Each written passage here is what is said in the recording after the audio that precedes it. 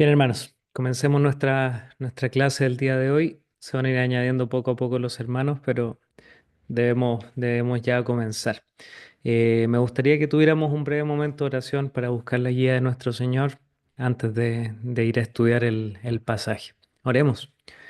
Amado Señor, gracias porque tu pueblo tiene el privilegio de abrir tu palabra, de conocerte más, de conocer más tu salvación bendita que nos ha acercado a ti, Señor, nos ha hecho nuevas criaturas, nos ha declarado justos delante de ti.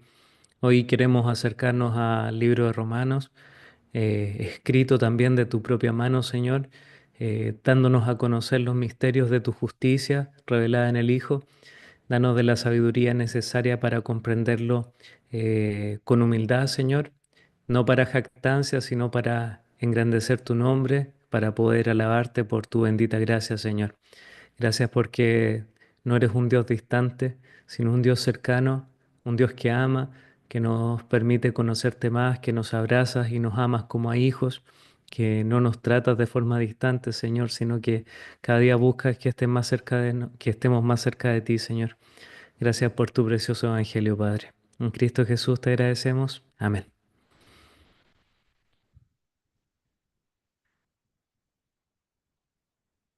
Estoy aceptando a los últimos hermanos.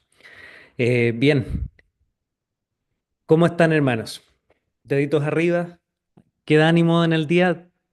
Último día de la semana, siempre están todos estamos con los últimos cartuchos. Espero que nos den las fuerzas suficientes para poder mantenernos atentos y también poder procesar bien lo que estamos estudiando. Un pequeño comentario antes de empezar la clase como tal. Quiero recordarles que el foro es una instancia de reflexión. O sea, yo no los estoy evaluando por la calidad ni por lo certero de sus respuestas, sino que el foro es una instancia para poder reflexionar acerca del texto bíblico, de las preguntas asignadas. Entonces, para que no se preocupen en considerar que si está buena o mala la respuesta, eh, para que no se sientan presionados o prefieran no responder a responder algo equivocado, es un espacio de reflexión, así que aprovechenlo. Cuando corresponda voy a dar retroalimentación. Yo leo todo lo que ustedes escriben, me gusta ver en los procesos en los que están. Todos estamos en etapas distintas y absorbiendo cosas distintas del libro de Romanos y eso es maravilloso, porque así el Señor trabaja también con nosotros. En un momento uno aprende algo o absorbe con mayor profundidad una cosa y en otros momentos otra. Y me gusta ir viendo cómo cada uno va dándole tildes o acentos a partes que el Señor está trabajando o enseñándoles en su vida. Así que ánimo con el foro. Recuerden, es para reflexionar, es para saber en qué están. Aprovechen de leer a sus compañeros. Si quieren comentar lo que respondieron, háganlo. Pero aprovechen esa instancia también. Para mí es de mucha edificación y además es parte de la evaluación, así que respondan, eso es lo importante. Respondan y aprovechen esa instancia. Eso respecto al desarrollo de la clase. Mucho ánimo con lo que va quedando en este punto del semestre. Empieza a haber algunas deserciones de repente, aunque estén un poco atrasados, hermanos, algunos de ustedes, aunque no hayan podido responder algunas cosas. Ánimo con lo que queda. Voy a tratar de ser equilibrado en cuántas semanas son pesadas y cuántas son livianas para que puedan sobrellevarlo de la mejor forma y la idea es que lo podamos aprovechar lo mejor posible. Así que, habiendo dicho eso, vámonos a nuestro texto. ¿Qué capítulo tocaba hoy o esta semana estudiar más que hoy? ¿Qué capítulo vamos ya del libro de Romanos? Veo algunas manitos por ahí, capítulo 4.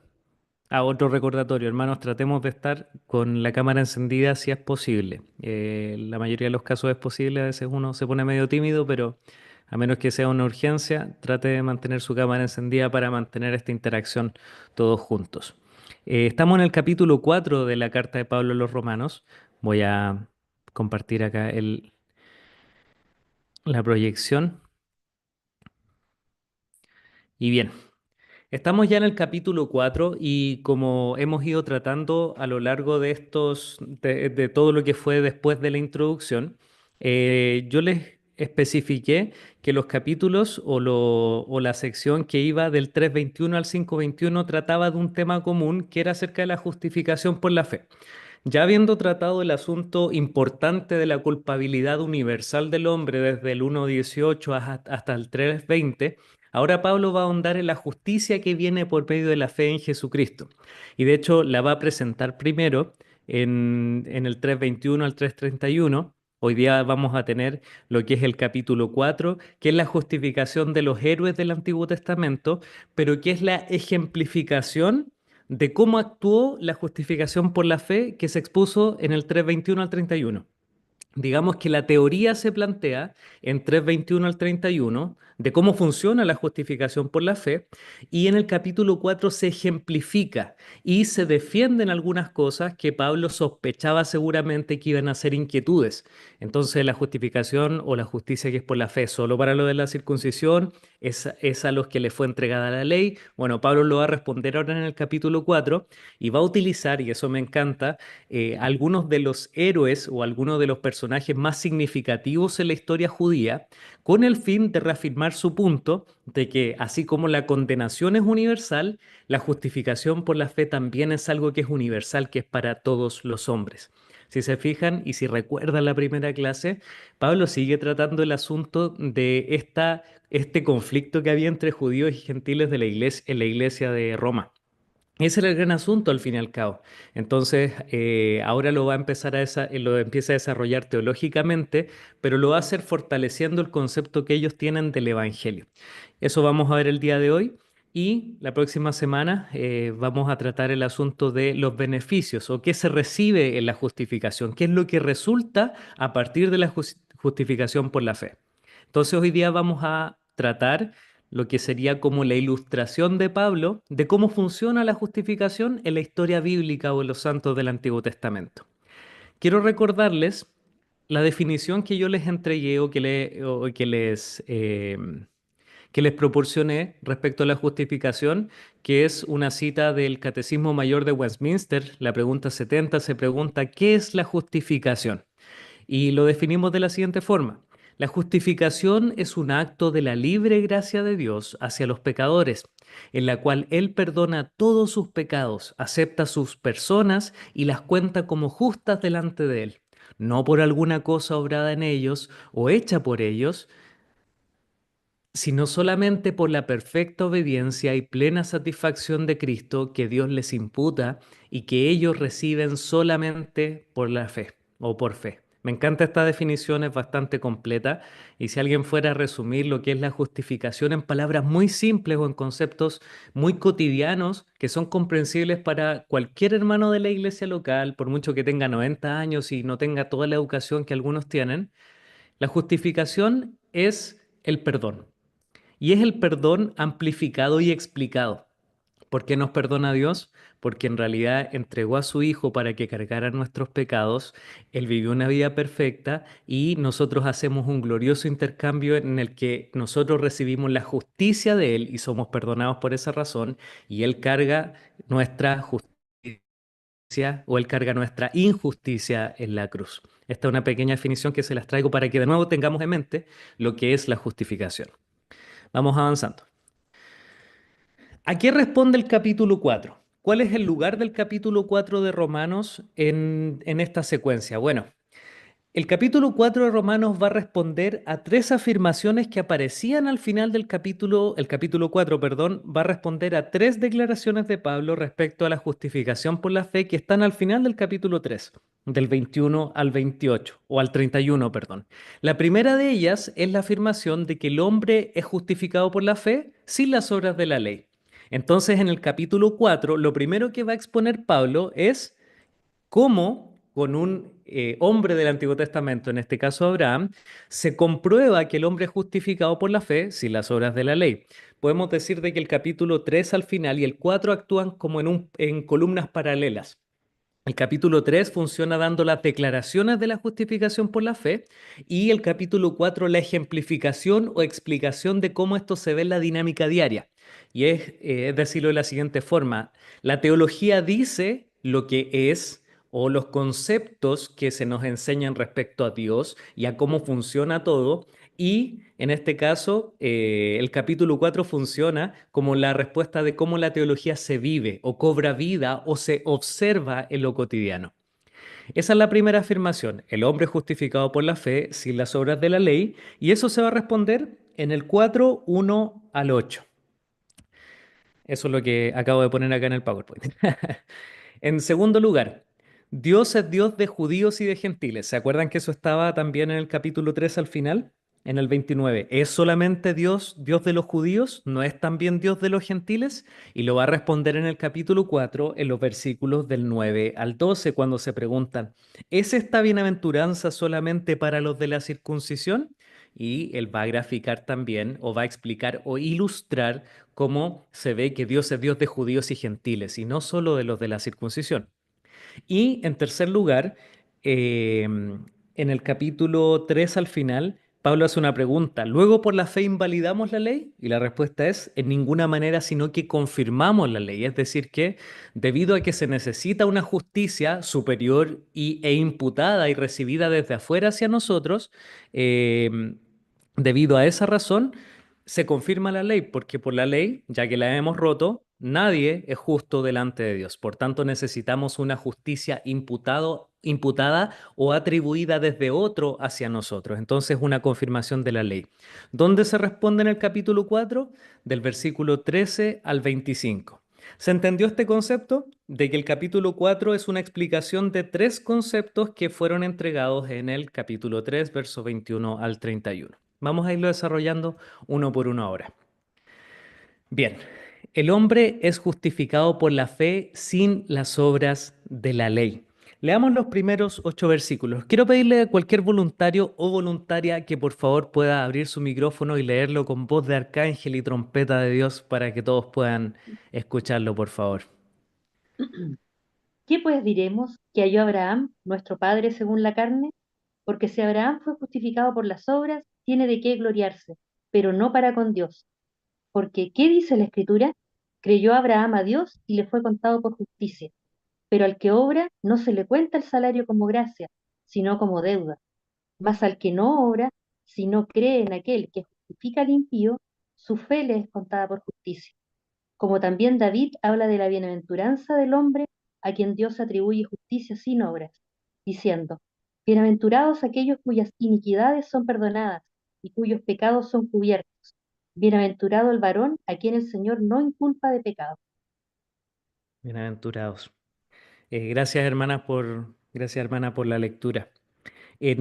Aquí hay una cantidad abultada de veces en que Pablo va a repetir una palabra. No sé si la lograron detectar o si la conocían desde antes, y de hecho aparece cerca de 10 veces en el capítulo 4, aunque a veces no es traducida de la misma manera. ¿Cuál es esa palabra? ¿Alguien la tiene en mente? Una palabra que se repite muchas veces. De hecho, es la que más se repite en el capítulo, ignorando fe, por si acaso, que también aparece muchas veces.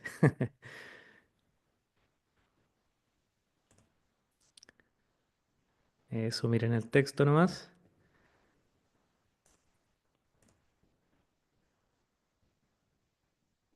Pueden escribirlo, abrir su micrófono y decirlo.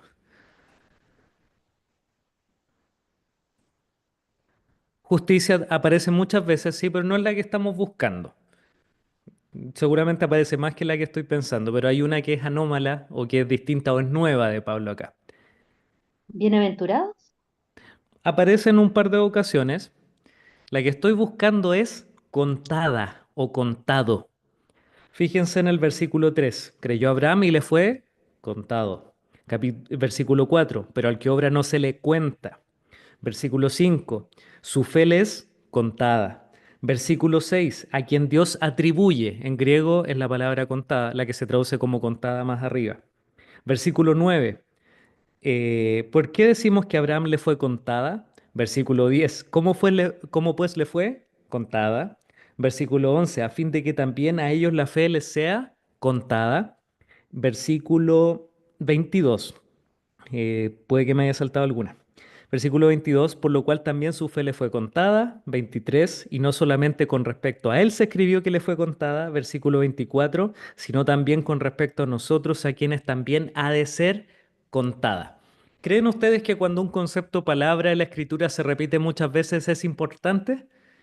Sí, eso es un principio hermenéutico. Si una palabra se repite mucho, necesito buscar cuál es su significado y a qué se refiere para poder entender el global del texto. Es un énfasis del autor cuando se repite una palabra. Y en este capítulo se repite muchas veces. ¿Qué significa la palabra contada en su contexto acá? Bueno, eh, en el contexto, Pablo va a tomar a dos de los personajes más simbólicos de la historia hebrea, Abraham y a David. Uno, que es uno de los patriarcas o el que es el padre del pueblo de Israel, y el otro es el rey símbolo de la comunión con Dios. Son dos de los personajes más importantes de la historia de Israel y con respecto a ellos se les va a decir que el perdón y la justicia les fue contada. Hay una pregunta al principio, dice, ¿qué encontró Abraham según la carne? Otra forma de traducirlo o de entender el concepto es ¿qué hay de Abraham? Con respecto a Abraham, antes de definir contada, me perdí aquí en cómo escribí el PowerPoint, ya vamos a ir a esas definiciones. Con respecto al primer personaje llamado Abraham, la tradición judía atribuye cierta perfección y justicia antes de la fe. De hecho, en el libro de los Jubileos, capítulo 23, verso 10, dice, Abraham fue perfecto en todos sus tratos con el Señor y obtuvo favor por la justicia manifestada a lo largo de su vida.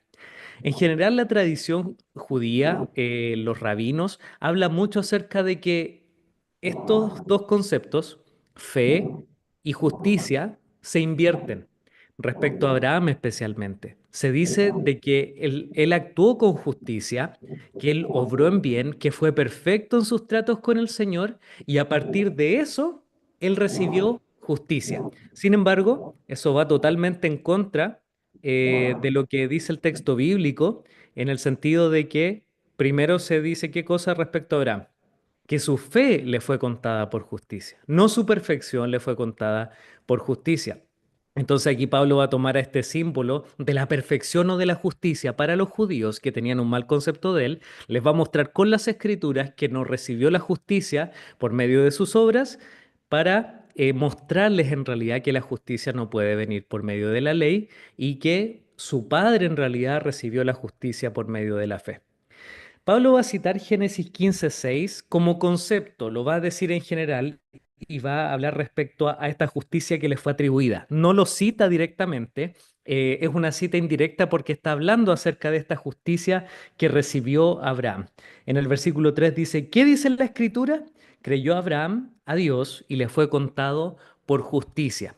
Fíjense cómo Pablo habla de la escritura. Fíjense que lo pone como la autoridad a la que hay que preguntarle, en este caso de sabiduría o en esta situación, hay que preguntarle, ¿qué dice la escritura? Y de hecho es muy bueno que nosotros nos hagamos esa pregunta constantemente en todos los asuntos de fe y en todos los asuntos de nuestra vida. ¿Qué dice la escritura al respecto?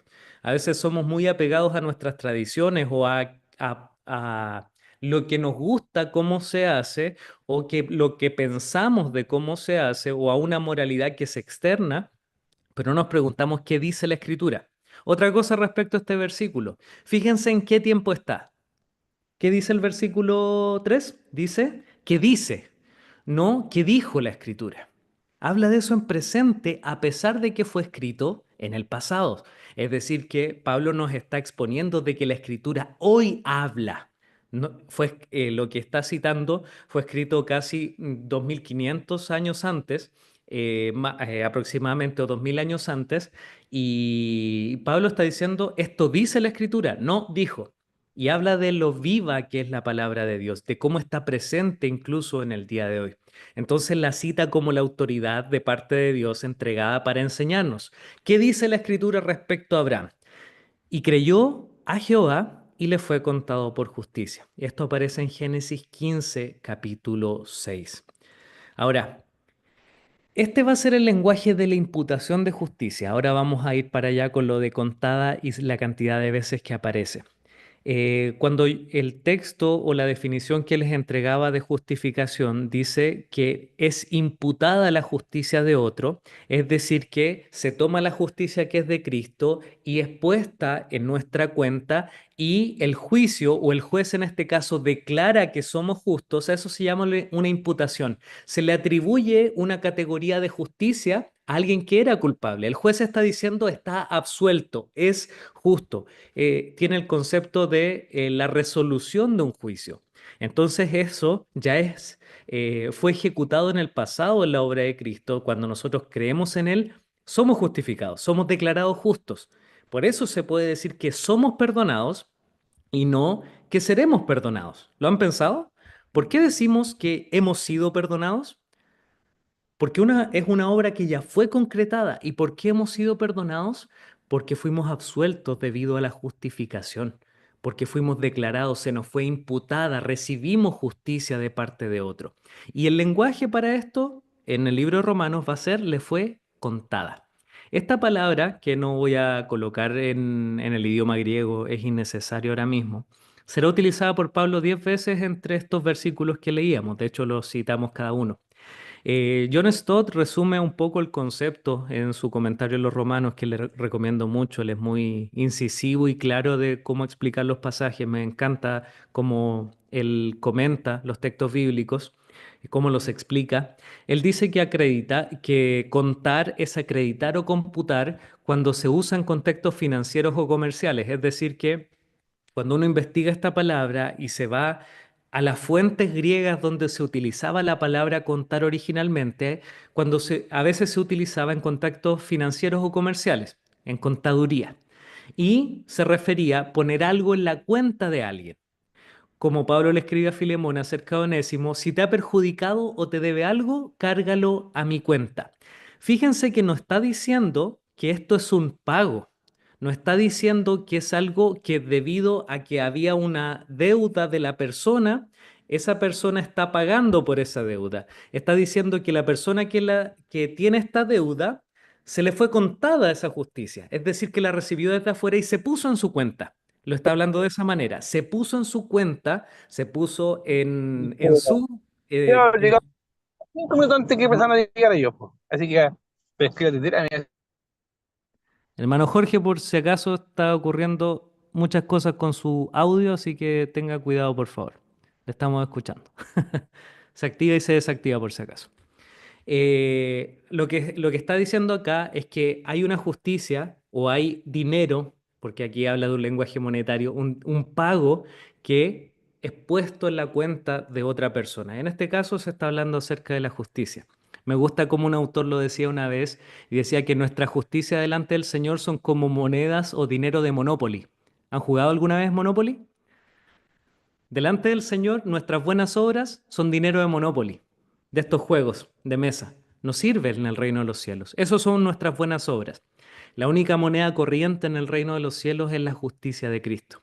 Esa justicia que es atribuida a nuestra cuenta. A eso se refiere con contada. Que en mi cuenta, que en la cuenta de Rubén Zúñiga, y gracias al Señor por eso, yo he recibido la justicia de Jesús. Me fue contada, la recibí por la fe. Se puso a mi cuenta, no me la gané, se me fue regalada y fue puesta por algo que yo no hice, porque el Señor fue el que la obtuvo y el que la entrega. Ahora, en los versículos 4 y 5 dice, pero al que obra no se le cuenta el salario como gracia, sino como deuda. Mas al que no obra, sino que cree en aquel que justifica al impío, su fe le es contada por justicia. Él mismo va a dedicarse a explicar esto y va a decir, miren, en realidad, para alguien que trabaja, cuando se le paga, este salario no se le cuenta como como gracia. No es como que uno llega a fin de mes y va a recibir su sueldo y uno cree en realidad que el jefe ha sido extremadamente bueno y porque es bueno nos va a entregar nuestro pago o nuestro sueldo. No, nosotros vamos y esperamos la transferencia al banco o el pago en el cheque, no sé cómo funcione en el caso de ustedes, porque hemos trabajado, porque merecemos el justo pago por nuestro trabajo. Y aquí va a hablar acerca de ese concepto de que en realidad el merecimiento y la gracia actúan en carriles completamente distintos. Porque si nosotros hiciéramos algo para obtener la justicia de Dios, esto no sería gracia, sería una deuda del Señor hacia nosotros. Fíjense el peso de lo que dice Pablo. Si tuviéramos que hacer algo y si pudiéramos hacer algo para obtener justicia, el Señor nos sería un deudor. Pero, como el texto dice, que aquí versículo 5 Pero al que no obra, sino que cree en aquel que justifica al impío, su fe le es contada por justicia. Y este es el campo de la gracia. Para aquel que cree en el que justifica al impío, su fe les contaba por justicia. Y fíjense que aquí el sujeto de fe vuelve a ser ¿quién? Dios y nuestro Señor Jesucristo, porque se dice que se cree en su justicia y en su persona, en el que justifica, en el que está actuando dándole justicia al impío. El que cree en Él y en su obra recibe una infusión de justicia, una imputación de justicia, perdón, que le es puesta a su cuenta. El que cree en Él, no el que mereció o el que pagó o el que actuó para recibir esa justicia, el que cree en Él. Esa es la promesa. Y me parece tan increíble, tan maravilloso pensar en esto, que el Señor nos dice una y otra vez, el que cree en mí, aunque esté muerto, vivirá, porque de tal manera amó Dios al mundo que ha dado su Hijo unigénito para que todo aquel que cree en Él no se pierda, mas tenga vida eterna. Se nos muestra tantas veces el hecho de que nosotros recibimos justicia por causa de la fe y no de nuestras obras, y me parece tan insólito que nuestros corazones divaguen tan rápido a pensar que merecemos cosas, a pensar de que obtenemos cosas por nuestras propias obras y a veces decimos, yo que llevo tantos años sirviendo al Señor y esta persona viene y crece más rápido o obtiene una posición en la iglesia o a veces creo que cuando estoy pasando por una prueba, Señor, yo que he tratado de servirte tan fielmente, o nos creemos más santos que otros o más justos que otros porque el otro cayó en pecado, porque pecó y yo no hago lo que hace el otro. Y nos vamos al campo de las obras y del legalismo tan rápido cuando el Señor nos dice, el que cree en mí, el que cree en mi persona y en que yo doy justicia, es salvo y es declarado justo. Entonces, el Señor nos lleva siempre al campo de la fe que está ¿en qué esfera? En la esfera de la gracia. Si fuéramos a tratar de categorizar todo lo que habla Pablo acá, él está generando dos categorías grandes y se van a dar cuenta de esto en este capítulo. La categoría de las obras, la ley, el merecimiento y otra que es la fe, la gracia, la bendición y la bienaventuranza. Va a ser dos cosas que no se juntan en sí mismas, están separadas completamente. Y de hecho va a decir, si es por la ley, entonces ya no es gracia. Y va a empezar a dualizar este asunto, porque es imposible creer más hacer cosas y en realidad seguir en el campo de la gracia. Si nosotros creemos que es solo por la fe, es en realidad que estamos en el campo o en la esfera correcta que trata de explicarnos Pablo y también el Señor, de que en realidad solo recibimos la justicia porque se nos ha regalado. Si nosotros pensamos en fe más cualquier cosa, desfiguramos el cristianismo completamente. Y de hecho estamos volviéndonos en una de las de la increíble cantidad de religiones que asumen de que hay que creer y hacer algo para obtener justicia, salvación, alcanzar un estatus más alto. Todas las religiones del mundo dicen que hay que hacer algo para obtener algo. El cristianismo dice, cree, descansa, confía, que yo te lo doy. El Señor hace eso. Y como producto de esa fe y de lo que el Señor me atribuye y producto de lo que Él hace en mi interior es que yo obro y respondo hacia esto. Porque no olvidemos que el Señor también demanda cosas de nosotros. Pero esa demanda y esa obediencia, ¿cuándo viene? Cuando yo ya he sido justificado, cuando mi corazón ya ha sido regenerado. Entonces, acá necesariamente tiene que estar primero en nuestra mente que el punto de entrada para nosotros en lo tangible es la fe. Porque antes de la fe está la regeneración, lo voy a hablar más adelante. Hay una discusión respecto a qué viene primero, la fe o la regeneración, el nuevo nacimiento o la fe para obtener la salvación. Yo creo particularmente que la Escritura enseña de que es necesario primero la regeneración antes de la fe, es decir, que el Señor cambie nuestro corazón, que no le busca, que no cree en Él, nos haga una nueva criatura, cambie el corazón de piedra por uno de carne y una vez nos saca esa venda, nosotros creemos en Él. Que Él nos desbloquea, en otras palabras, para creer en Él. Y eso es lo que es coherente con todo el texto bíblico y con toda la lógica de que no somos nosotros, que hasta la fe es regalada.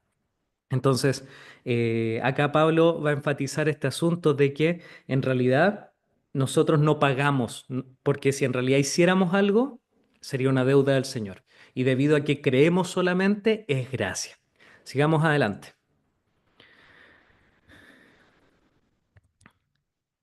El segundo ejemplo que va a utilizar Pablo es el ejemplo del rey David. Y es lo que aparece en los versículos, perdón que aquí estoy tapando mi propia pantalla, los versículos 6 al 8 dice, como también David habla de la bienaventuranza del hombre a quien Dios atribuye justicia sin obras, diciendo, bienaventurados aquellos cuyas iniquidades han sido perdonadas y cuyos pecados son cubiertos. Bienaventurado el varón a quien el Señor no inculpa de pecado. Esto es una cita directa del Salmo 32. Y si alguna vez usted ha leído tanto el Salmo 32 como el Salmo 51, se dará cuenta que en el subtítulo que está en el texto hebreo, se contextualiza que David, en qué momento ocurrió esto. Y esto es una confesión, el Salmo 32, del arrepentimiento posterior a su pecado con Betsabé y con Urías elitita, o eteo, también como aparece en el texto. Después de que él pecó y fue expuesto por Natán, él se arrepintió, sufrió sus consecuencias, pero como parte de su arrepentimiento, él se deleita en algo. Y dice en el 32, en el Salmo 32, 1 al 2, voy a citarlo desde acá de Romanos directamente, felices, supremamente bendecidos, otras traducciones o formas de comprender bienaventurados, bienaventurados aquellos cuyas iniquidades son perdonadas y cuyos pecados son cubiertos, bienaventurado el varón a quien el Señor no inculpa de pecado. Si nosotros pensamos solamente en Abraham como el padre de la fe y a quien se le contó por justicia, quien recibió la justicia, incluso podríamos cometer el error teológico que aparece en el libro de los Jubileos, porque él obró con fe, porque tuvo mucha fe, porque hizo todas estas cosas, él alcanzó justicia. Pero con David no hay cómo perderse, porque David viene de una situación de pecado que es terrible, un asesinato asesinato y adulterio en un lapso muy corto de tiempo. Fíjense la crueldad y la maldad del corazón de David que mandó a Urías con la carta que significaba su sentencia de muerte para el general Joab. Lo mandó con su sentencia de muerte en la mano para él seguir en su pecado.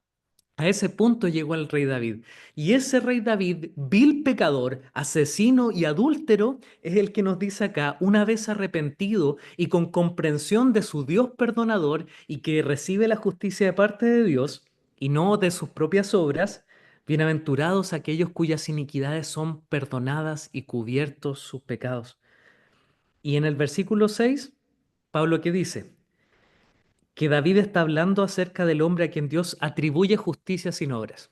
Porque si el Señor hubiera mirado las obras de David, no hubiera recibido justicia. Pero el Señor le atribuía, en este caso, justicia por medio de la fe, porque David confiaba en el Dios perdonador al que se estaba acercando. Él se acercaba y entregó sacrificios al Señor, le pidió perdón, cantó o escribió esto como poemas, pero él rogaba y decía, ten piedad de mí, oh Dios, conforme a tu misericordia. ¿Por qué le decía eso al Señor? Porque sabía que se estaba acercando a un Dios perdonador. Ya era un acto de fe el pedirle perdón a Dios en sí mismo. Y aquí él está confiado que el Señor atribuye o cuenta justicia sin obras. Entonces, si alguien se hubiera confundido y hubiera pensado, ya, pero Abraham recibió justicia por sus obras, ya con David queda súper claro que esto no es así, que no funciona de esa manera. Ya, esa es era la primera respuesta. Respecto a qué concepto del capítulo 3, a que el hombre es justificado por la fe sin las obras de la ley. Lo que aparecía en el capítulo 3:21 es ejemplificado con Abraham y con David. Ninguno de los dos recibió la justicia por las obras, sino por la fe le fue contada, fue puesta en su cuenta la justicia que después sería obtenida por Jesús y que era prometida por el Señor. Ya. En los versículos del 8 al 12, otro lector o lectora, por favor, que también tenga voz de arcángel y trompeta de Dios que lo pueda leer, por favor. Del 8 al 12. Bienaventurado el varón a quien el Señor no inculpa de pecado. ¿Es pues la bienaventuranza solamente para los de la circuncisión o también para los de la incircuncisión? Porque decimos que a Abraham le fue contada la fe por justicia. ¿Cómo pues le fue contada? ¿Estando en la circuncisión o en la incircuncisión? No en la circuncisión, sino en la incircuncisión. Y recibió la circuncisión como señal, como sello de la justicia, de la fe que tuvo estando aún incircunciso, para que fuese padre de todos los creyentes no circuncidados, a fin de que también a ellos la fe les sea contada por justicia, y padre de la circuncisión para los que no solamente son de la circuncisión, sino que también siguen las pisadas de la fe que tuvo nuestro padre Abraham antes de ser circuncidado. Muchas gracias, hermana. Les dejé el versículo 8 para que tuviéramos en mente el concepto de bienaventuranza. Por eso lo mantuve, porque la sección aquí se podría decir que empieza en el verso 9.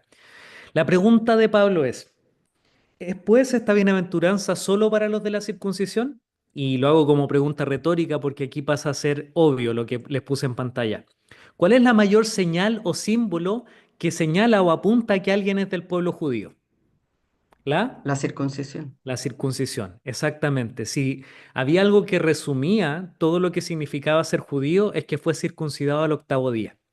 De hecho, la ley estipula, la ley me refiero al Pentateuco, a la ley de Moisés, que había algunos que si alguien de otro pueblo deseaba ser parte de este pueblo, tenía que circuncidarse. Era parte de una señal externa de adoptar toda la fe del padre Abraham en este caso, de adoptar toda la ley también como un compromiso para cumplirla y buscar seguirla, no en los mismos conceptos que estamos pensando ahora mismo de obtener salvación por medio de ella, sino de seguir en sus caminos, porque son los caminos del Señor la ley. Y ellos debían comprometerse a guardar la ley. De hecho, esta es la discusión en el Nuevo Testamento. La discusión en el Nuevo Testamento es, ¿los gentiles tienen que hacerse judíos para ser salvos? Porque Jesús es el Salvador de los judíos. ¿Tienen que hacerse judíos para eso? La respuesta de los apóstoles y de las iglesias en Hechos 15 es no, no es necesario que se hagan judíos, no es necesario que se circunciden y guarden la ley. No es necesario, es solamente por la fe. Es por creer y confiar en Jesucristo. Esa es la conclusión. No es necesario que pasen a ser parte de esta nación o de este pueblo. Ahora, la pregunta de Pablo obviamente es retórica porque él ya lo ha definido. ¿Es solo para los de la circuncisión o también para los de la incircuncisión? Y ahora va a citar de nuevo y va a traer a la mente a Abraham. Y va a utilizar ya, perdón, es que aquí me tapa la pantallita. Ahora sí. Pablo se va a preguntar si esta justicia es contada o atribuida o es puesta en la cuenta solo para los que son de la circuncisión o los judíos. Primero va a utilizar un argumento de falacia anacrónica. ¿A qué me refiero con una falacia anacrónica? Un anacronismo es algo que está fuera del tiempo determinado. Y les voy a dar un ejemplo cinematográfico acerca de qué es una falacia anacrónica, que va a ser el argumento de Pablo en este punto. ¿Han visto esta película? Me encanta esta película. Volver al futuro. Ahí está Martin McFly, el gallina, como muchas veces se le llamó. Él tiene en su mano una guitarra Gibson, que no recuerdo el modelo específico, pero se supone que cuando él viaja al pasado, porque lo primero que hacen es viajar al pasado, se llama volver al futuro porque tienen complicaciones de volver al presente, y el presente en el pasado es el futuro, disculpen el trabalenguas, pero esto está ambientado, lo que está pasando ahí, en el año 1955. ¿Cuál es el problema? Que esta guitarra se empezó a producir en el año 58, 3 años después de donde está ambientado, donde se supone que él viajó en el tiempo. De hecho, hay una historia también con la película Gladiador, la original, no la que va a salir ahora, la buena, donde uno de los extras que aparece en el Coliseo está con gafas de sol. Y de hecho, algunos de los gladiadores están con cascos que 700 años después se empezaron a utilizar de donde se supone que es el año en que se va a utilizar. Ya, creo que comprendieron que es una falacia anacrónica. Es atribuir algo que es de un tiempo a otro tiempo. Algo que es de un tiempo anterior o de un tiempo posterior, perdón, a un tiempo presente o un tiempo más antiguo. Está equivocado en las fechas o en las épocas. Y eso es lo que va a hacer Pablo. Va a decirles lo siguiente. Eh, en los versículos, en el versículo 10 en adelante dice, ¿cómo pues le fue contada estando en la circuncisión o en la incircuncisión? No en la circuncisión, sino en la incircuncisión. Y recibió la circuncisión como señal, como sello de la justicia, que es de la fe que estuvo estando aún incircunciso. ¿Por qué una falacia? Porque el judío diría que esta justicia que es por la fe es para quién? Es para los de la circuncisión. Y aquí viene Pablo y dice, ¿saben a quién le fue atribuida la justicia no estando circuncidado? A su padre de la fe, a Abraham.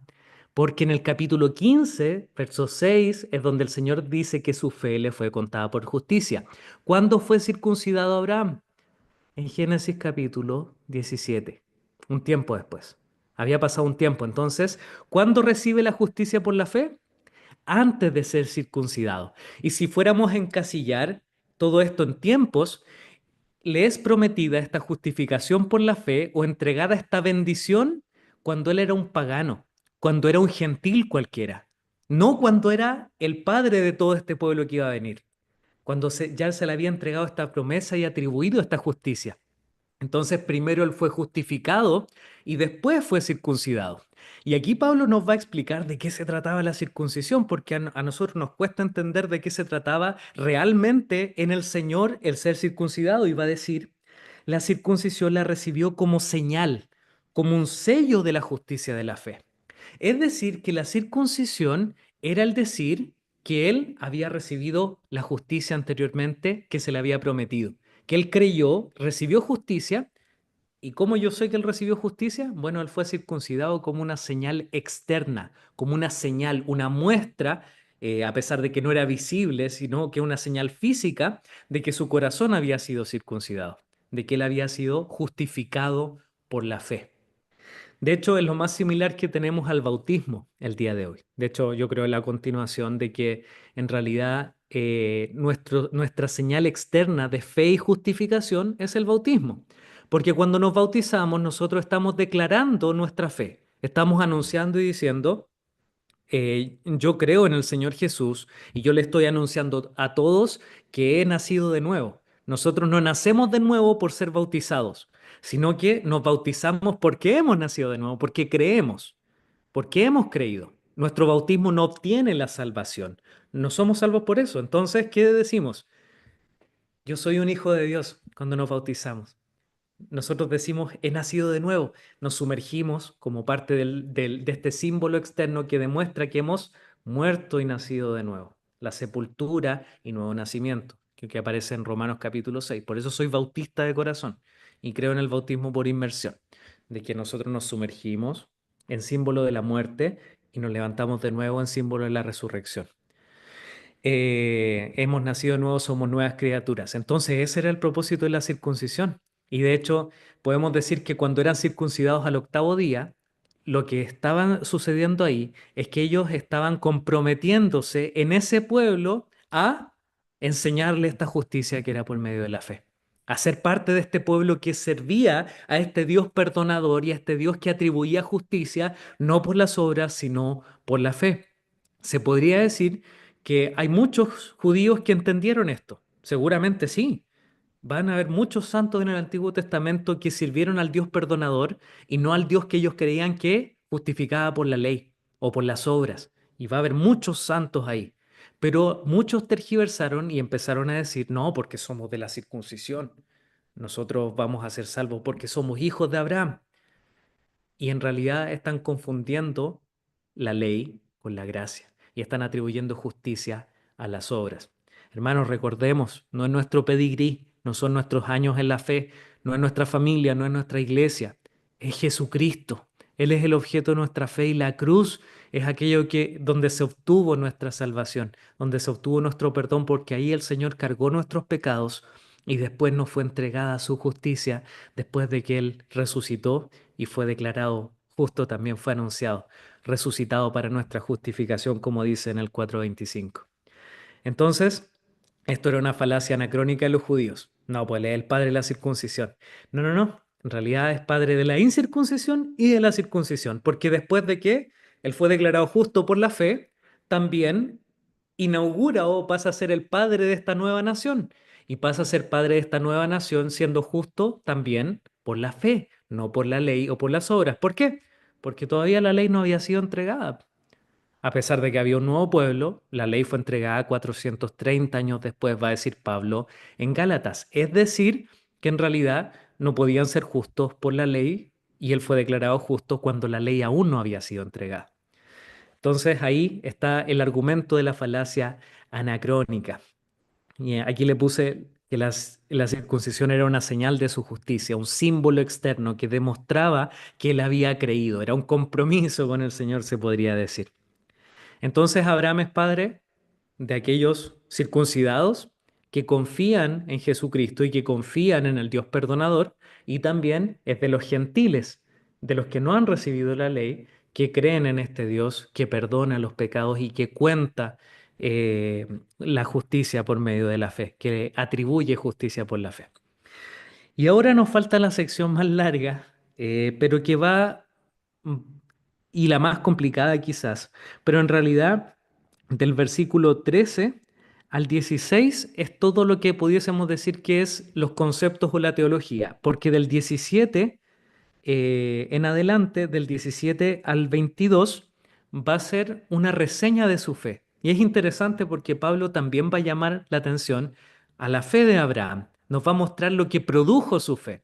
Casi como diciéndonos, recuerden el Romanos 1, verso 18, 17, perdón, que en el Evangelio se revela la justicia de Dios por fe, pero para fe también. Y él vivió por fe después de ya haber recibido esa justicia también. Aquí va a dar Pablo los versos 3 al 25, que no los vamos a leer completos. Le voy a pedir a alguien que lea los versos del 13 al 16, por favor. Solo del 13 al 16. Porque no por la ley fue dada a Abraham o a su descendencia la promesa de que sería heredero del mundo, sino por la justicia de la fe. Porque si los que son de la ley son los herederos, vana resulta la fe y anulada la promesa. Pues la ley produce ira, pero donde no hay ley tampoco hay transgresión. Por tanto, es por fe, para que sea por gracia, a fin de que la promesa sea firme para toda su descendencia, no solamente para la que es de la ley, sino también para la que es de la fe de Abraham, el cual es Padre de todos nosotros. Muchas gracias, Miguel. Si se fijan acá, Pablo va a hacer un argumento muy similar al anterior respecto a la circuncisión. Si quizás la pregunta o la afirmación anterior es o era, ¿esta justicia que es por la fe es solo para los de la circuncisión? Aquí la pregunta va a ser, ¿es la justicia que es por la fe a los que les fue dada la ley? Y la respuesta obvia para nosotros es que no fue solamente para los que les fue dada la ley, porque la ley fue dada a Abraham a su porque no fue por la ley que fue dada la promesa. Ya. ¿A qué promesa se refiere acá Pablo? ¿A cuál está haciendo referencia? Recordemos que la historia de Abraham es bastante particular en la secuencia de años en que todo sucede.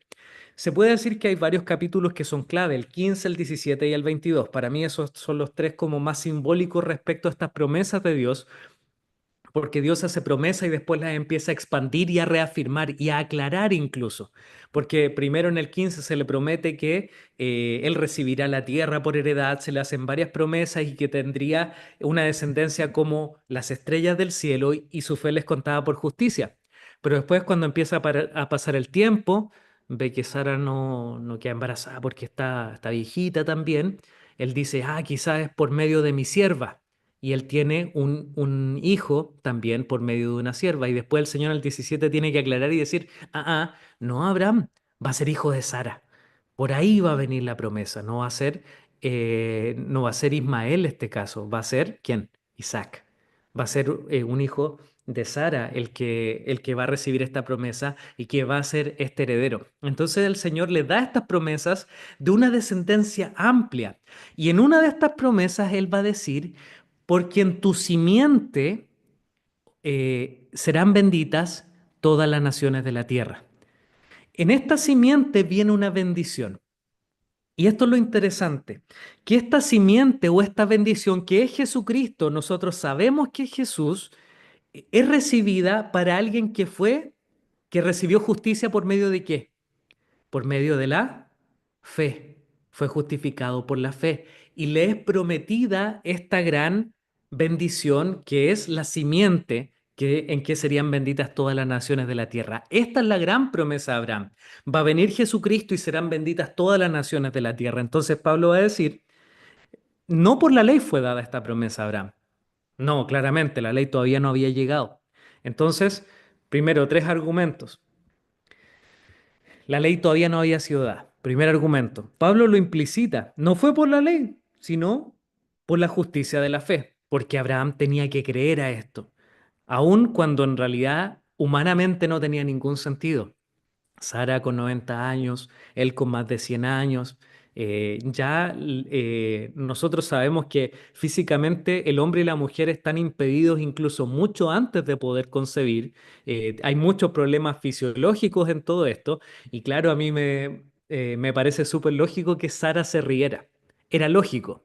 Cuando el Señor le decía, o cuando venía en este caso el ángel del Señor y le decía, Sara va a tener un hijo. Y se le escapa la risita a Sara atrás. Claro, tenía más de 90 años. Ella sabía sus impedimentos y sabía los impedimentos físicos también de Abraham, pero el Señor estaba dando esta promesa. ¿Se fijan que el Señor se place en siempre estar dando vida a través de algo que es imposible humanamente? ¿Se han dado cuenta la cantidad de estériles que hay en la Escritura? ¿Se han dado cuenta la cantidad de gente malvada que hay en la Escritura que está en la línea de Jesucristo? ¿Se han dado cuenta de cómo el Señor nos muestra una y otra vez que por medio de lo lógico y natural, no, por aquí no va a venir mi promesa, va a venir a través de lo que es sobrenatural para que ustedes crean. Es lógico porque viene del Señor, no es ilógico, pero está dentro del campo de lo sobrenatural. Entonces el primer argumento, aunque no lo explicita como tal, es que no vino por la ley, porque la ley todavía no había sido dada, versículo 13. Ahora, pero si esta promesa hubiera sido entregada para la ley, resulta vana la fe y es anulada la promesa. Y aquí Pablo de nuevo va a estar en este aspecto de mostrar esferas, ¿cierto? Una esfera que es la de la gracia, la fe y las promesas, la bienaventuranza, y la otra que es de la ley, la deuda, el pago, la transgresión también porque va a venir el pecado. Identifico esto que estoy levantando la mano. Entonces va a ponerlo en esferas distintas. ¿Y qué va a decir en el 14? Miren, si es por la ley, entonces ya no se requiere fe, porque tienes que actuar nomás, tienes que obedecer. Entonces descartamos la fe en todo esto. Descartamos también que sea una promesa, porque en realidad es una demanda que tiene un pago justo. Entonces el argumento de Pablo es que todo aquello que tiene que ver con la relación con Dios, que los judíos creían que era necesaria la fe, que era necesario aferrarse a las promesas, queda descartado. ¿Por qué? Porque si fuera por la ley o si fuera solo para los de la ley, los que no tienen ley no podrían aferrarse a estas promesas o a la fe, si es dado solo a los de la ley o es dada por medio de la ley. ¿Se entiende?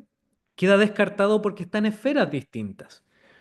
Y en tercer lugar, como continuación, Pablo, lejos de otorgarle cercanía a los judíos por recibir la ley, dirá que son doblemente culpables. Y este es el versículo más complicado de todo este texto, de todo este capítulo. Va a decir lo siguiente, en el 15, pues la ley produce ira, pero donde no hay ley, tampoco hay transgresión. ¿Qué está diciendo acá Pablo? ¿Por qué de repente aparece la transgresión y todo esto? Bueno, fui a consultarle a unos amigos porque a mí me parecía confuso el texto. Le pregunté a un tal Juanito Calvino, a Douglas Moo también, porque yo estaba muy confundido con este texto, y me aclararon los hermanos de que en realidad se trataba de demostrar que los judíos eran doblemente culpables, que por la ley no tenían más cercanía hacia la justicia que los que no tienen ley, sino que estaban más distantes de la justicia. ¿Por qué? Porque el texto dice que la ley produce ira, pero donde no hay ley tampoco hay transgresión. La transgresión en el lenguaje bíblico es una afrenta directa y consciente de la ley. Porque es distinto pecar contra la ley por ignorancia, porque no se conoce, que adrede, sabiendo que es un pecado. ¿Cuál tiene más peso? Incluso creo que dentro de la ley hay ciertas consideraciones al respecto, cuando se sabe o no se sabe respecto a si algo era una transgresión o no. Bueno, el asunto acá está en que si eras judío eras doblemente responsable de este asunto porque habías recibido la ley y aún así estabas pecando, conociendo la ley. A ellos los llama conocedores de la ley, que se la sabían. Y eso hace de que ellos tengan más injusticia que los mismos gentiles. Fíjense el peso de esto. Entonces va a ser Pablo no sé, conscientemente va a alejar a los judíos de su concepto que la promesa viene por medio de la ley, porque ellos en realidad transgreden. Los otros pecan contra su conciencia, contra la ley escrita en sus corazones, pero son una vez culpables. Los que recibieron la ley son doblemente culpables acerca de esto. Entonces, no pueden esperar que la justicia venga por la ley o la justificación venga por la ley o solo a los de la ley. Eso es otra forma también de comprender este pasaje o esta sección. ¿Cuál es la conclusión? El verso 16. Esta es la conclusión del argumento acá de estos versículos. Por tanto, es por fe para que sea por gracia, a fin de que la promesa sea firme para toda su descendencia, no solamente para la que es de la ley, sino también para la que es de la fe de Abraham, el cual es Padre de todos nosotros. Entonces, esta promesa es por medio de la fe. ¿Para qué? Para que no sea recibida únicamente por los de la circuncisión o por los de la ley, como va a decir Pablo, sino para todos, para los que nacieron fuera de este pueblo y para los que nacieron dentro de este pueblo. Si se fijan, Abraham es un personaje significativo, no solo para los gentiles, no solo para los judíos, sino también para los gentiles, porque él fue justificado por la fe siendo gentil y también vivió en esa justicia siendo hebreo, israelita o judío. Judío no se puede decir, eso es un anacronismo, pero se entiende el concepto, siendo el inaugurador de todo este pueblo, siendo el primer patriarca de ellos. Ya, habiendo terminado eso, Pablo va a hacer una secuencia de la fe de Abraham.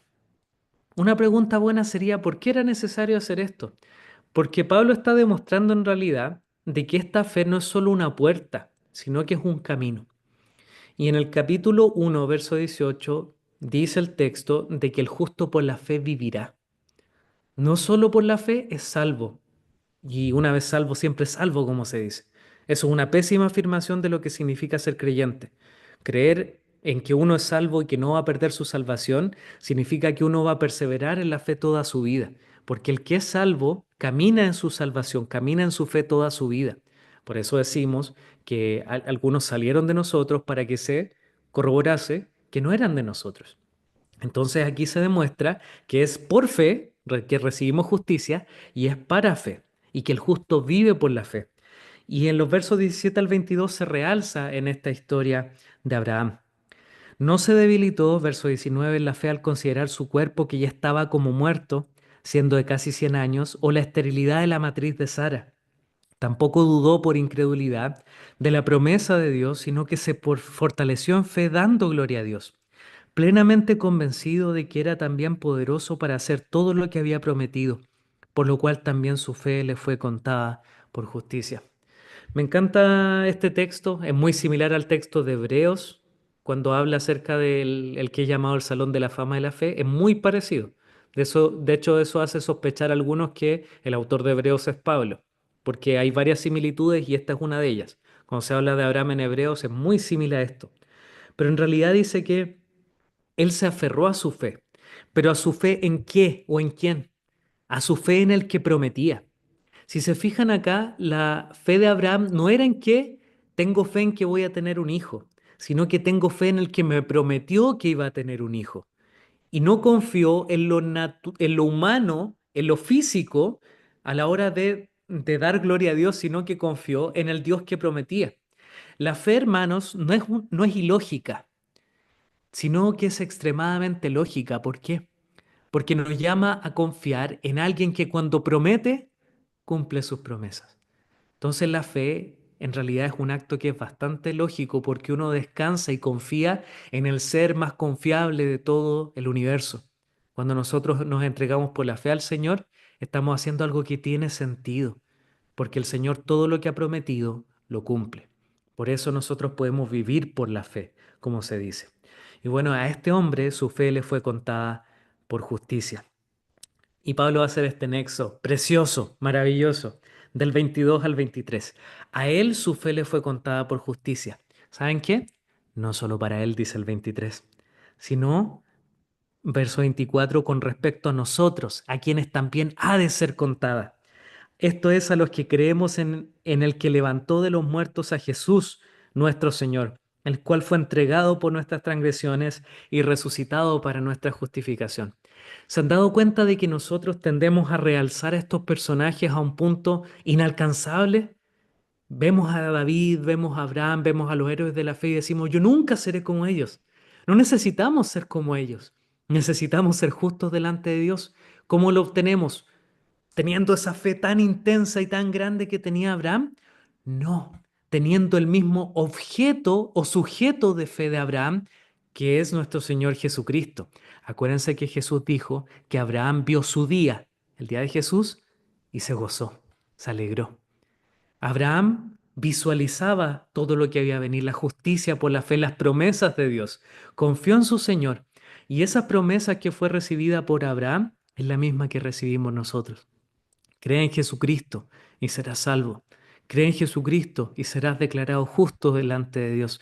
Confía en Él y no en tus manos, no en tus obras, no en tu pedigrí cristiano, no en lo que hayas hecho, no en tus años en la fe, no en cuánto has progresado en la fe, no en todo lo que has dejado, sino solo en Cristo, nuestro Señor y nuestro Salvador. Quiero culminar esta parte, hermanos, mostrándoles un pequeño video que habla acerca de este asunto, de la fe, que habla acerca de qué es más importante el sujeto de nuestra fe que la intensidad de nuestra fe, que ahí radica nuestra salvación. Voy a compartirles este video y si no lo pueden ver por causa del internet, después lo van a poder, se los voy a compartir por el WhatsApp. Están viendo una pantalla, ¿cierto? De YouTube, ¿sí? Sí, By the name of Smith and Brown, remarkably Jewish names.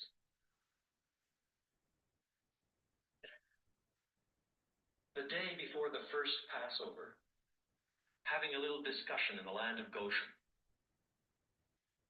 And Smith says to Brown, boy, are you a little nervous about what's going to happen tonight? Brown says, well, God told us what to do through his servant Moses. You don't have to be nervous. Haven't you slaughtered the lamb? Daubed the two doorposts with blood? Put blood on the lintel? Haven't you done that? You're all ready, packed to go? You're going to eat the whole Passover meal with your family? Of course I've done that. I'm not stupid. But still pretty scary when you think of all the things that have happened around here recently, you know, flies, river turning to blood. It's pretty awful. And now there's a threat of the firstborn being killed. You know, it's all right for you. You got 3 sons. I've only got 1. And I love my Charlie. And the angel of death is passing through tonight. You know, I know what God says. I put the blood there, but it's pretty scary. I'll be glad when this night is over. And the other one responds, bring it on. I trust the promises of God. That night, the angel of death swept through the land. Which one lost his son?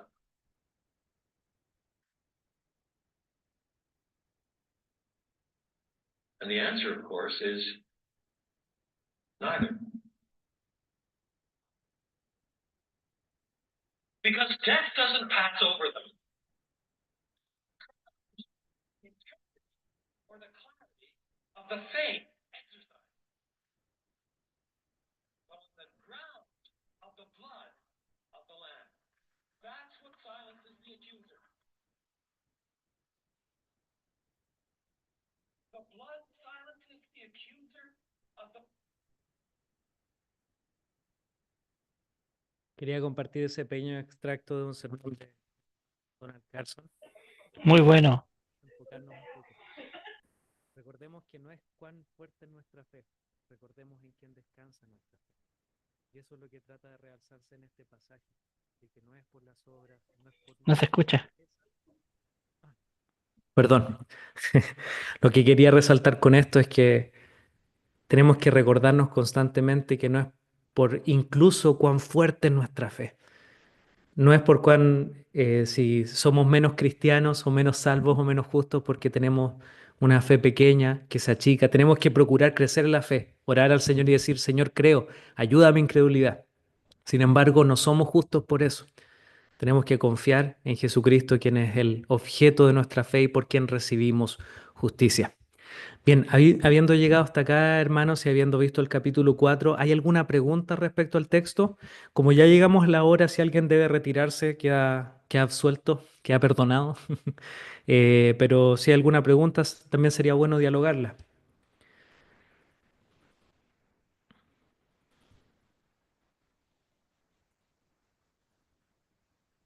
¿Cómo iba a te quedar tan claro? ¿O tienen Hola, buenas sueño? noches. Buenas noches, peregrino, ¿cómo está? Bien, bien. Hice una consulta interna por el chat. ¿Me ayuda con la respuesta si la hay? Ya, ok. Ahora la miro de inmediato. Se los leo a todos. Consulta, ¿por qué razón se habla de circuncisión dado que esto no incluye a las mujeres por una razón obvia? La razón más simple es que normalmente en el lenguaje bíblico, y creo que es parte del diseño del Señor, el Señor diseña a las familias de forma patriarcal. Ojo, es distinto patriarcal a machista, en que los hombres son cabezas de sus familias. Entonces también son cabezas de la fe que profesa la familia. Eso era muy parte del Medio Oriente. De hecho, creo que es así hasta el día de hoy, que la fe del varón en algunas culturas es la fe de la esposa, pero en este caso, el varón era el que guiaba a su familia, y es algo que enseña la escritura, y él era, o los varones eran aquellos que encabezaban también al pueblo de Israel. Entonces ellos llevaban también esta señal física de la circuncisión, lo llevaban por su familia también, de forma representativa. Entonces las hijas nacían como parte del pueblo del pacto también, como parte del pueblo de Israel, pero no recibían esta circuncisión. ¿Puedo agregar algo? No sé si estaré equivocado. Adelante. Am, por lo que he leído también, es parte de la higiene, dado que eran lugares muy secos, el agua no era como tan abundante, no había lo que tenemos hoy día en cuanto a la limpieza, era más complicado. Quizás puede ser también es un factor, no sé si sea lo correcto, pero he leído algo por ahí acerca de eso. O sea, creo que cada acción del Señor tiene un propósito teológico, espiritual y también tiene una utilidad. Por ejemplo, podemos pensar en las leyes alimentarias. Las leyes alimentarias no solo son una determinación del Señor de decir esto se puede y esto no. De hecho, si hay gente que ha hecho estudios al respecto, respecto a los tipos de carne, por ejemplo. Y la carne de cerdo es extremadamente dañina, por dar un ejemplo, porque cuesta eliminarle el cuerpo, le cuesta mucho eliminar todas las toxinas que tiene la carne de cerdo. De hecho, el cuerpo creo que se demora como 2 semanas en eliminarlo, todas las toxinas que tiene la carne de cerdo. Los moluscos perdón, los animales carroñeros marinos, no me acuerdo cómo se llaman, también causan tienen muchas toxinas que al cuerpo le cuesta eliminar. Ahora, ¿esto tenía el propósito de cuidar el cuerpo? Sí, también. Las leyes alimentarias y también la circuncisión, pero buscaban ser una señal también. El Señor la dio como señal primariamente, para mostrar algo a través de una acción que en este caso era una señal acerca de la fe. Sí, hermano peregrino, adelante. Hermano Jorge, para que todos lo conozcan. Entiendo la explicación, pero en un contexto país hay muchas familias monoparentales. Respecto de ello, ¿cómo es la fe? Que no está el esposo acompañando a la familia, hay esposas solas con los hijos que muchas veces van. Entonces, la fe se circunscribe al varón cuando es cabeza de la familia, pero cuando no lo es. A ver, hay que hacer una diferenciación acá. No tenemos que pasarnos de la interpretación del texto a la aplicación tan fácil sin haber entendido el contexto directo. Cuando estamos hablando de que el varón en este caso era la cabeza del hogar, y creo que todavía lo es bíblicamente, en el contexto judío y por qué también recibía la circuncisión los varones, estamos hablando de esa esfera. Sin embargo, a pesar de que recibieran esta señal, nadie circuncidado era salvo por ser circuncidado, es lo que está diciendo el texto justamente. Y es lo mismo respecto a nuestra fe. Nosotros buscamos educar a nuestros hijos en la fe y enseñarles la fe, aún sabiendo que en realidad la salvación es del Señor.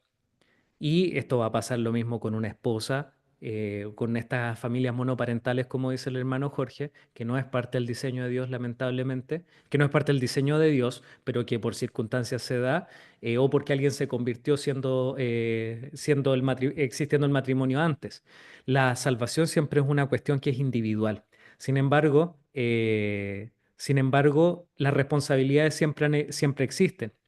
Si hay una sola mujer creyente en la familia, la Biblia también enseña qué tiene que hacer al respecto. Primera de Pedro capítulo 3, y habla también acerca de la bendición que genera en su hogar que ella viva como creyente. Entrega una bendición particular a su familia. Es interesante que el Señor nos entrega promesas y nos entrega también una cercanía distinta a las familias que forman a sus hijos en la fe. De hecho, si analizamos la historia de la iglesia, la mayor cantidad de creyentes de la historia de la iglesia son hijos de creyentes. ¿Lo han pensado? ¿Han dado cuenta de ese detalle? ¿Por qué? Porque el Señor lo diseñó como parte de la expansión de su reino, como parte de la transmisión de la fe, pero no se es salvo por ser hijo, se es salvo por recibir esa fe de forma personal. Ahora, cuando yo, por ejemplo, me bautizo y tengo a mis pequeñas, ellas no son salvas porque yo estoy bautizado, porque es mi señal externa de la fe, pero debido a que yo profeto soy esa fe y yo digo que yo y mi casa serviremos al Señor, entonces yo me comprometo delante del Señor a formar a mis hijos en la fe. Entonces la salvación siempre es algo individual y siempre lo fue individual. Sin embargo, los campos de bendición o de cómo el Señor diseña la familia también son entregados en la Escritura. No sé si se comprende bastante bien o se comprende bien, hermano Jorge. No. Ya, después me puede pegar una llamadita a un WhatsApp y conversamos, ningún problema. La salvación es por gracia mediante la fe. Ahí queda zanjado el tema al tiro. Hermano Benjamín, adelante. Buenas noches, profesor.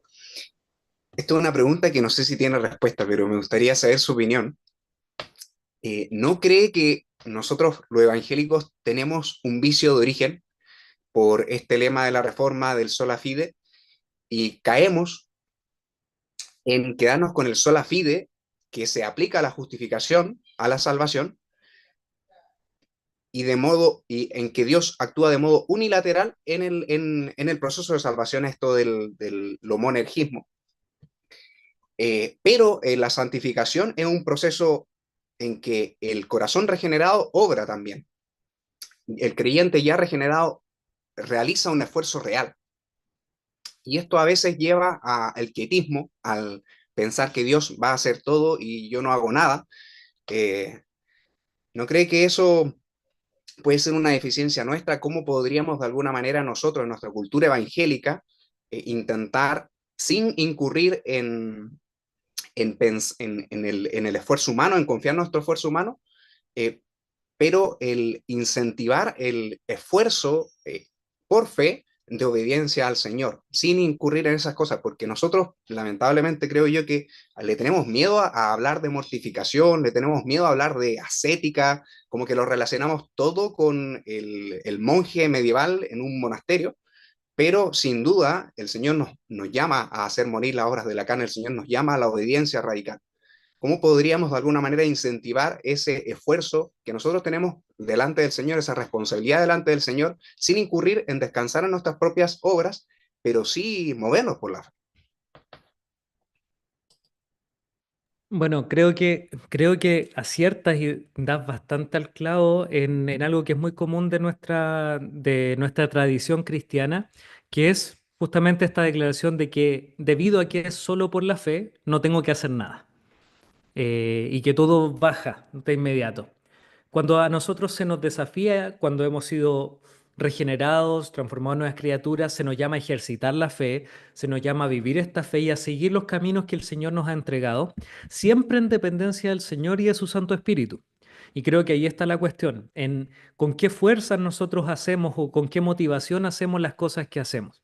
Entonces, creo que la forma de poder enseñar esto y de poder animar a esto es siempre llevar a los creyentes a buscar amar al Señor que les ha salvado. Y el amor es el que mueve la obediencia. Creo que ese es el motivador o el móvil que Pablo también enseña.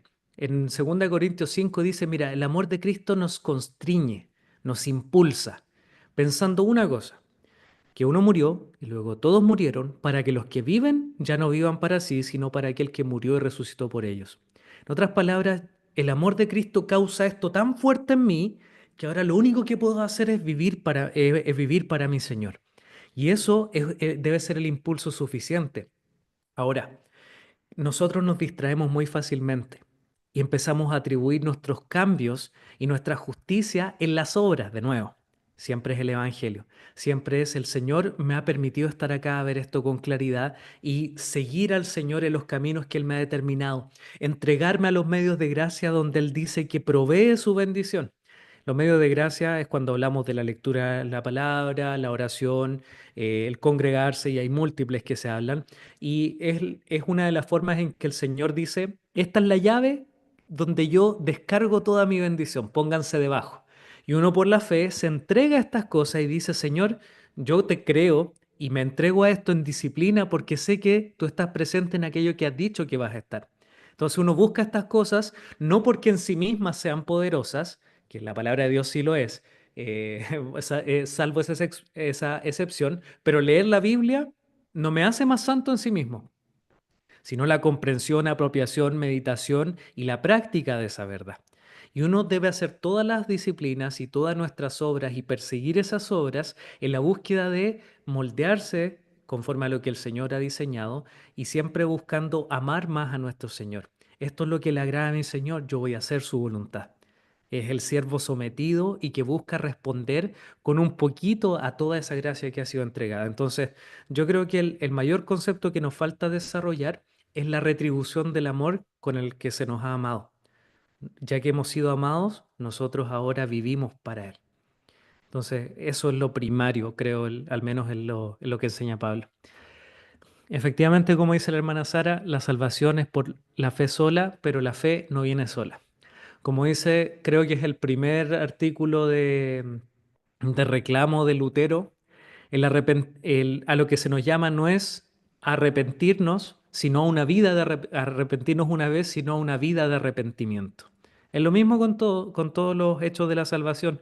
No se nos llamó a creer una vez en Jesucristo, tengo mi ticket al cielo, adiós, sino a creer en Jesucristo constantemente, todo el tiempo, arrepentirme constantemente, vivir para Él constantemente, ser santificado constantemente, vivir confiando en el Señor.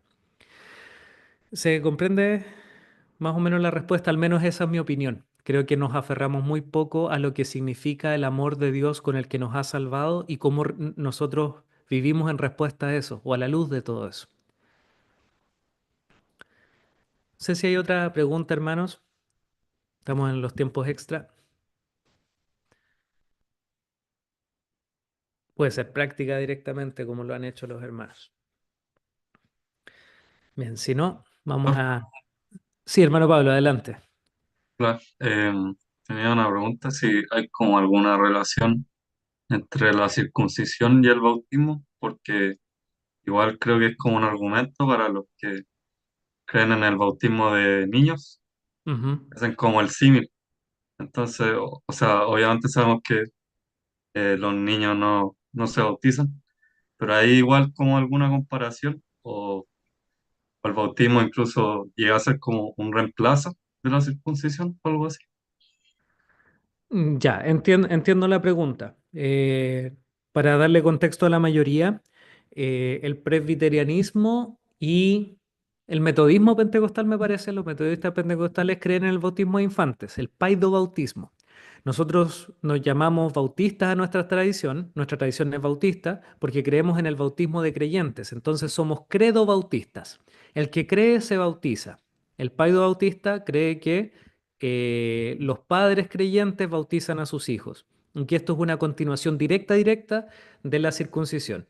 Es decir, que estábamos en el antiguo pacto y los niños eran circuncidados y eran parte del pueblo de Dios, a pesar de que puede que no fueran creyentes. Eso el Señor lo tenía bastante claro porque no todos iban a ser creyentes. Y ahora estoy explicándole el paido bautismo. El presbiterianismo, por ejemplo, los que creen en la teología del pacto presbiteriana, consideran que eh, los padres tienen hijos y los bautizan para que sean parte del pueblo de Dios. Pero no hagamos una falsa caricatura. Los presbiterianos no creen que están salvando a sus hijos, sino que creen básicamente lo mismo que creemos nosotros, en criarlos bajo la dependencia y disciplina del Señor, en el temor del Señor, porque a veces se crean falsas caricaturas al respecto. Tengo amigos presbiterianos y esto lo he conversado con claridad con ellos. No creen que sean salvos. Sin embargo, creen que están bajo esta esfera de bendición que es la misma que yo les menciono. Eh, Tenemos hijos que no son creyentes, pero los vamos a guiar y a enseñar en el Señor. Y les vamos a mostrar el Evangelio vivido y también en qué es lo que enseña el Señor. Ahora, creo que hay continuidad y descontinuidad entre el antiguo y el nuevo pacto. Eso pasa a todo nivel. Hay cosas que continúan, hay cosas que continúan como en distinta forma, como lo sería para mí todo esto. Para mí el bautismo es una continuación de esta señal externa del pacto. En el antiguo pacto, el bautismo era una señal de la justicia atribuida por la fe. En el nuevo pacto, el bautismo es una señal de la justicia atribuida por la fe. Pero creo particularmente que debido a la cantidad de evidencia en el Nuevo Testamento que hay que los creyentes se bautizaban, nosotros creemos en el bautismo de creyentes. Porque tenemos muchos textos en que los creyentes, creyeron y fueron bautizados. Es bastante simple nuestro concepto, es más bíblico en lo textual. El concepto presbiteriano o del paidobautismo es más teológico, es de continuidad y es de asunción. Hay algunos textos que, por ejemplo, en el carcelero de Filipos, en Hechos 16, se dice que creyeron y fue bautizado él y toda su casa. Se está asumiendo que tenían hijos, se está asumiendo que hasta los siervos que involucraban la casa se bautizaron, o se está hablando de forma general de los padres, por ejemplo, que involucraban, que eran como la casa de la familia. Pero son presupuestos respecto o son cosas que se asumen que estaban ahí. En cambio, aquellos que suscribimos a el bautismo bautista o al credo bautismo, creemos que es para los que creen. Una vez crees, das tu señal externa del bautismo, que no te hace salvo tampoco. Así que creo haber respondido a la pregunta, ¿sí? Sí, sí, muchas gracias. De nada, hermano. Sí, somos bautistas, sí. Eh, ya, hermanos, vamos a dejarlo hasta acá. Señor les bendiga y espero que sea de utilidad la clase y les sigo animando a seguir viendo los videos, respondiendo los foros, teniendo las lecturas que esto va a ir nutriendo poco a poco. Y espero su mensaje peregrino, aclarando la pregunta. Señor les bendiga, hermanos.